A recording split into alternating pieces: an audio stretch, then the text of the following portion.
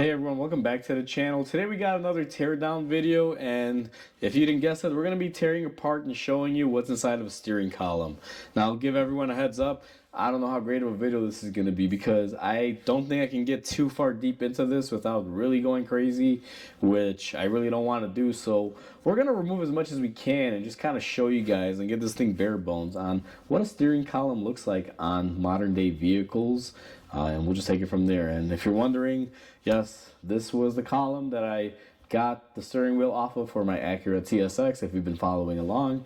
So we have our column on our bench upside down. Typically in your car, it would sit like this. Your steering wheel would be here. This is where your ignition lock would be, that we took that off in another video. And then we have the rear end of it that basically would hook up to your steering shaft, which is right here, that goes on to another joint like this, or directly to the gearbox, which I think in this one there's another shaft this goes on to that goes to the power steering rack.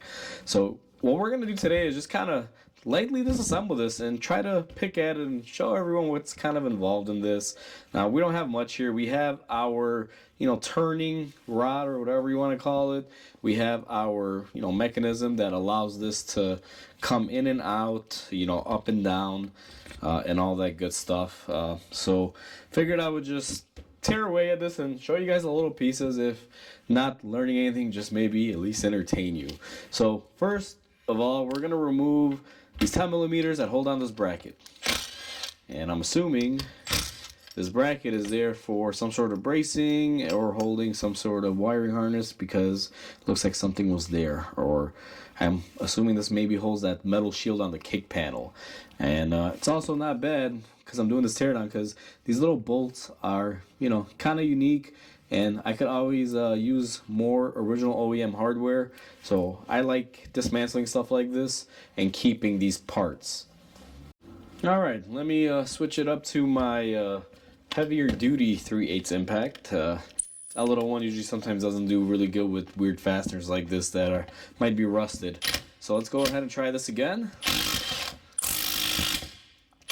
And we broke it. So that tells me this is probably reverse thread and I went the wrong way, or maybe it was just rusted on there very, very nicely. But either way, I already know this is just a little pivot point.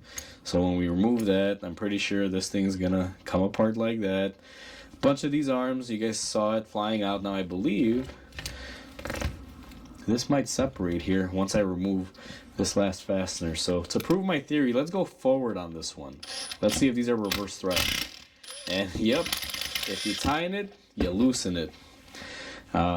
These are, I call these very unique fasteners, guys. I save these if I can, and I wish I had saved the other one. So what I'll typically do on reverse thread fasteners, I will put where they go, and I will probably cut this out or get this off of there just in case I ever run into a situation where I need it. I like keeping some of these on hand, so I'm going to put that to the side. I'm weird like that. I might even go as far as getting that broken part off of there, even though the bolt itself broke. It could be useful to have that little riv nut, whatever that is in there. Again, let's see how I feel about it. But saving software is good, or hardware, I should say, not software. We're not talking about computers here. So now that we got that off, I'm assuming, let me get these linkages out of the way, that I should be able to slide this off of our support. Now in the car, and there's another bracket that was on the other side, in the car this is just a metal support, helps hold everything into the car, into the dashboard. You can see where all these heavy bolts go in and everything, and it locks in. So this is the steel structure that holds our steering wheel, keeps it from collapsing. Very sturdy, beefy unit. And then this is our steering shaft.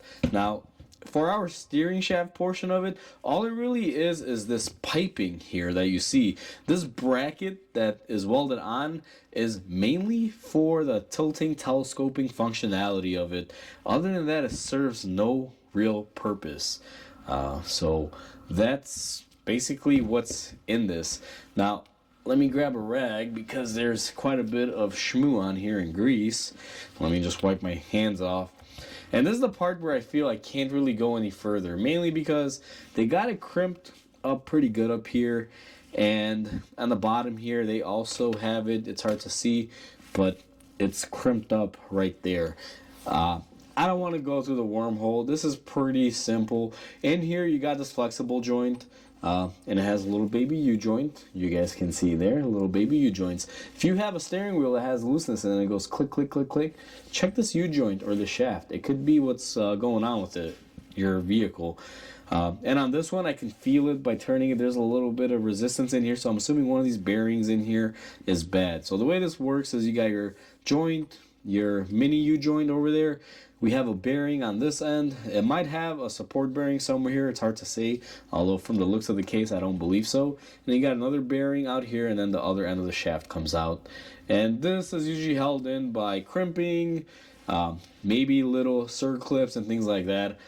I'm not going to go through the expanse of tearing it apart because it's basically a tube with bearings that has a spline shaft on one end and another spline shaft on the other end. So that's as far as I really want to commit to this. Otherwise, it's not really going to show you much of anything else. Now, one thing that I do want to point out is that we do have this cutout in here. That's where the steering lock typically would go. If you have a car that has a steering wheel lock, that's where it's mounted onto.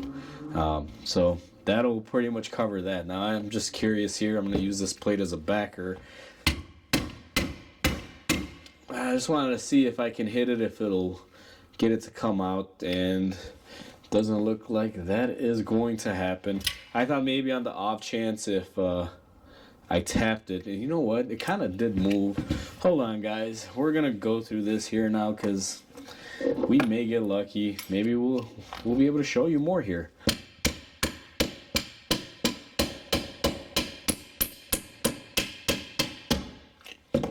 And yes, I almost did hit my hand there. Let me do this. Let me go vise this. Let me see if I can get that shaft out of there and show you.